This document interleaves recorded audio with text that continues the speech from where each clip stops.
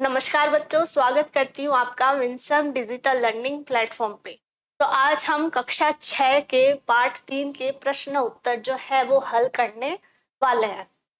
नादान दोस्त जो हमारी कहानी थी श्री प्रेमचंद द्वारा, उसमें हमने देखा है कि केशव और श्यामा जो एक भाई बहन होते हैं और वो नादानी में क्या कर जाते हैं, वो अंडों की रक्षा करना चाहते हैं लेकिन अंडों का नुकसान कर देते हैं। हम कहानी पढ़ चुके हैं, तो आइए आगे के प्रश्न उत्तर जो है वो हल करते हैं। तो पहला प्रश्न है हमारा, कहानी से हमने जो कहानी पढ़ी है तो उसके अंदर से ही हमें इसका उत्तर देना है। तो पहला प्रश्न है, अंडों के बारे में केशव और श्यामा के मन में किस तरह के सवाल जो थे वो उठते थे और वे आपस ही में सवाल जवाब करके अपने दिल को तसल्ली क्यों दिया करते थे। तो प्रश्न पढ़ के आपको कुछ याद आ रहा होगा कि केशव और श्यामा जो है उनके मन में अंडों को लेकर, बच्चों को लेकर क्या है, तरह तरह के सवाल उठते थे और वो आपस में ही उसके जवाब दे दिया करते थे और खुद को तसल्ली दिया करते थे। तो ऐसा क्यों करते थे, चलिए इसका उत्तर देखते हैं। देखिए, बाल मन जिज्ञासाओं से भरा होता है। केशव और श्यामा दोनों ही क्या थे, छोटे बच्चे थे और उनके मन में अंडों को लेके तरह तरह की जिज्ञासा उत्पन्न होती थी। उन्होंने पहले कभी अंडे नहीं देखे थे, उनके घर वालों ने भी उनको अंडों के बारे में कोई जानकारी नहीं दी थी। हमने देखा था उनकी जो अम्मा है वो घर के कामों में व्यस्त रहा करती थी और जो पिताजी है वो दफ्तर के कार्य में मशरूफ रहते, लेकिन उनको पता नहीं था कि अंडों का आकार कितना बड़ा होता है। तो किसी के पास भी समय नहीं था कि बच्चों को क्या है, अंडों के बारे में कोई जानकारी दे पाए। इसलिए उनको पता नहीं था कि अंडों का आकार कितना बड़ा होता है, अंडे किस रंग के होते हैं और उनमें बच्चे कैसे पैदा होते हैं और वे क्या खाते हैं, उनका घोंसला कैसा होता है। बच्चों के मन में इस तरह के सवाल स्वाभाविक ही थे और वो खुद को तसल्ली इसलिए दिया करते थे क्योंकि उनके बारे में कोई जानकारी उन्हें नहीं दे पाया था। चलिए अगला प्रश्न देखते हैं। केशव ने श्यामा से चिथड़े, टोकरी और दाना पानी लेकर कार्निस क्यों रखे थे। ठीक है, केशव ने क्या श्यामा को चिथड़े, टोकरी, दाना पानी में क्या है ये सभी कार्निस पर रखने के लिए क्यों मंगवाए थे। तो देखिए, कार्निस पर चिड़िया के अंडे थे। केशव और श्यामा ने सोचा कि अंडों से बच्चे निकल आए होंगे, उन्हें धूप से बचाने के लिए छत बनाना था। तो उस समय हमने देखा था कि गर्मियों का मौसम था और उन्होंने सोचा कि अंडों को क्या है, गर्मी से, धूप से हमें बचाना चाहिए, इसलिए टोकरी मंगाई गई, चिथड़ों से उनके लिए गद्दी बनाई गई। जब उन्होंने देखा कि घोंसले में क्या अंडे कहाँ है, जो तिनके हैं उनके ऊपर हैं, तो उन्हें लगा कि शायद ये तिनके जो है अंडों को चुभते होंगे, इसलिए उन्होंने क्या किया, उसके लिए एक गद्दी बनाई। दाना पानी मंगाकर उनकी भूख मिटाने का प्रबंध किया गया और प्याली में खाने के लिए दाना और पानी रख दिया गया और टोकरी से उनके ऊपर धूप से रखवाली के लिए उन्होंने एक छत भी बनाई। अगला प्रश्न देखते हैं। देखिए, केशव और श्यामा ने चिड़िया के अंडों की रक्षा की या नादानी। हमने कहानी पढ़ी है, केशव और श्यामा दोनों क्या चाहते थे, अंडों की रक्षा करना चाहते थे, उनकी रखवाली करना चाहते थे, लेकिन अंडों के बारे में कोई भी जानकारी न होने से क्या हुआ कि वो जो रक्षा करना चाहते थे उनकी नादानी में बदल गई। देखिए, केशव और श्यामा ने अपनी ओर से तो उन अंडों की रक्षा करनी चाहिए, पर यह उनकी नादानी सिद्ध हुई। चिड़िया अपने अंडों की रक्षा स्वयं कर सकती थी, बच्चों ने अंडों की रक्षा करने के प्रयास में उन्हें छूकर गंदा कर दिया। बच्चों को नहीं पता था कि अगर वो अंडों को छू देंगे तो उसके बाद में चिड़िया जो है वो उन्हें तोड़ देगी। उन्हें नहीं मालूम था कि यदि वे अंडों को छू लेंगे तो चिड़िया जो है वो उन्हें छोड़ ही देगी। वास्तव में वे तो उन अंडों की रक्षा करना चाहते थे, लेकिन नादानी में रक्षा में हत्या हो गई। तो उनकी नादानी की वजह से क्या हो गई, वो रक्षा करना चाहते थे लेकिन उनकी नादानी से उन अंडों की हत्या हो गई। अगला प्रश्न देखिए, कहानी से आगे। अभी जो हमने प्रश्न हल किए हैं वो हमने कहानी से किए हैं। अब कहानी से आगे के प्रश्न हम हल करेंगे। तो पहला प्रश्न है, केशव और श्यामा ने अंडों के बारे में क्या क्या अनुमान लगाए, यदि उस जगह तुम होते तो क्या अनुमान लगाते और क्या करते। तो आपको बताना है कि अगर आप केशव और श्यामा की जगह होते तो आप अंडों के बारे में क्या क्या अनुमान लगाते। केशव और श्यामा ने अनुमान लगाया कि अब उन अंडों से बच्चे निकल आए होंगे। चिड़िया इतना कहाँ से लाएगी, उन्होंने सोचा कि चिड़िया जो है अंडों के लिए इतना दाना पानी कहाँ से लाएगी। गरीब बच्चे इस तरह चू चू करके मर जाएंगे, उन्हें धूप से भी कष्ट होगा। ठीक है, मतलब धूप में गर्मी में भी उन्हें कष्ट पहुंचेगा।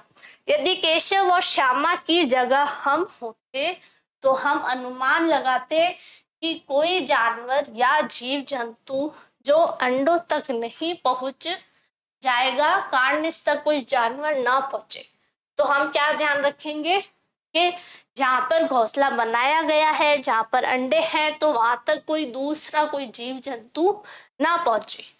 मैं इसका प्रयास करता कि हम अंडों के साथ छेड़छाड़ नहीं करते, कि अंडों के साथ हम बिल्कुल भी छेड़छाड़ नहीं करते। चिड़ियों के लिए दाना हम कार्निस पर रखने की जगह नीचे जमीन पर बिखेर देते और चिड़िया वहीं से ही अपने बच्चों के लिए दाना पानी चुग लेती। अगला प्रश्न देखिए, माँ के सोते ही केशव और श्यामा दोपहर में बाहर क्यों निकल आए। माँ के पूछने पर भी दोनों में से किसी ने किवाड़ खोलकर दोपहर में बाहर निकलने का कारण क्यों नहीं बताया। तो हमने कहानी में पढ़ा है कि केशव और श्यामा ने क्या किया, जैसे ही उनकी अम्मा सो गई और उन्होंने धीरे से किवाड़ खोलकर वो बाहर निकल आए, क्योंकि वही समय ऐसा था जब वे बाहर आकर चुपचाप चिड़िया के बच्चे को देख सकते थे। माँ उनको देख लेती तो अंडों को हाथ न लगाने देती। माँ के पूछने पर पिटाई के डर से दोनों में से किसी ने बाहर निकलने का कारण नहीं बताया। अगला प्रश्न देखिए, प्रेमचंद जी ने इस कहानी का नाम नादान दोस्त रखा है, आप इसे और क्या शीर्षक देना चाहो। प्रेमचंद जी ने इसका जो शीर्षक रखा है पाठ का वो है नादान दोस्त। अगर आप इस जगह होंगे तो आप इस कहानी को क्या शीर्षक देंगे। तो हम इसका दूसरा अन्य शीर्षक रक्षा में हत्या, बच्चों की नादानी, या फिर हम चिड़िया के अंडे, ये नाम दे सकते हैं, क्योंकि बच्चों की नादानी और चिड़िया के अंडे ये पूरी कहानी इनके इर्द गिर्द ही घूमती है। अब देखिए, अनुमान और कल्पना से प्रश्न जो है वो हल करेंगे। इसमें आपको थोड़ा सा अनुमान लगाना है और कल्पना भी करनी है। तो देखिए, इस पाठ में गर्मी के दिनों की चर्चा है। अगर सर्दी या बरसात के दिन होते तो क्या क्या होता, अनुमान करो और अपने साथियों को सुनाओ। कहानी में हमने देखा कि चिड़िया ने गर्मी के मौसम में अंडे दिए हैं। तो अब हमें ये बताना है कि अब उसकी जगह सर्दी या बरसात का मौसम होता तो क्या होता। तो अगर सर्दी के दिन होते तो केशव और श्यामा अंडों को ठंड से बचाने की व्यवस्था करते और उनकी माँ उन्हें इतनी सर्दी में बाहर निकलने के लिए डांटती। और अगर बरसात का मौसम होता तो वे अंडों को पानी से बचाने के लिए चिंतित रहते और उस समय उन्हें पानी में बाहर निकलने के लिए माँ से डांट सुननी पड़ती।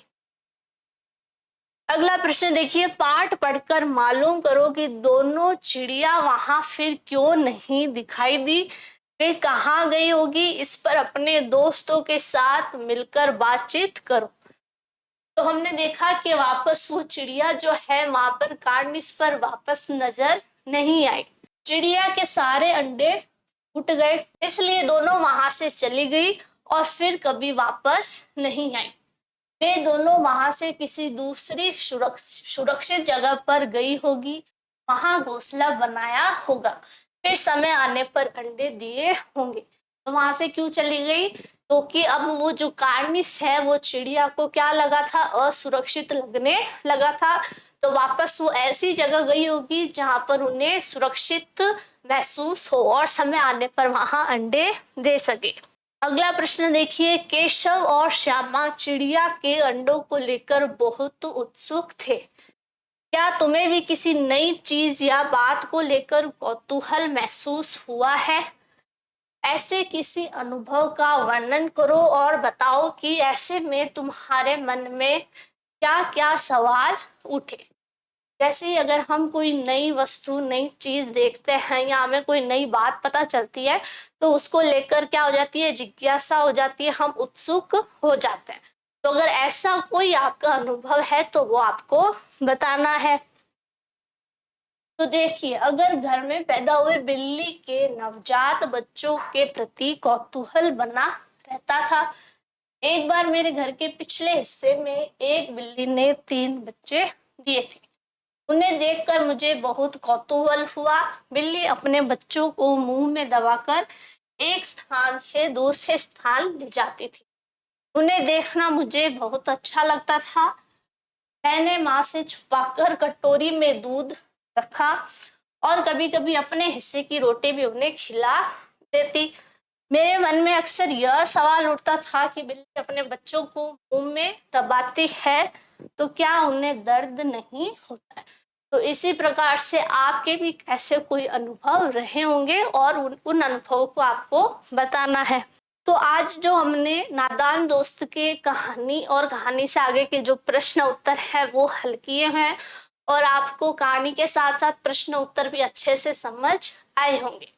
तो मिलते हैं आगे, तब तक के लिए keep learning and keep growing with Winsome international school. Thank you.